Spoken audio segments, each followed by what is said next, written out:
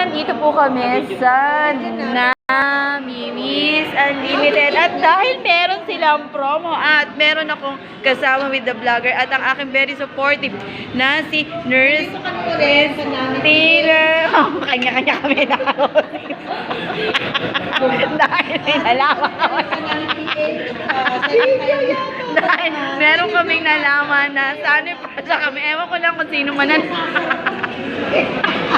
sino man nanalo sa amin. Napalit ang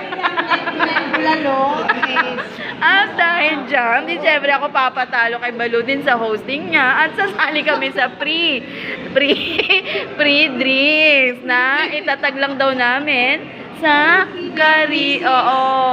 sa mga ka-reels namin, no? At ayan, 'di ba?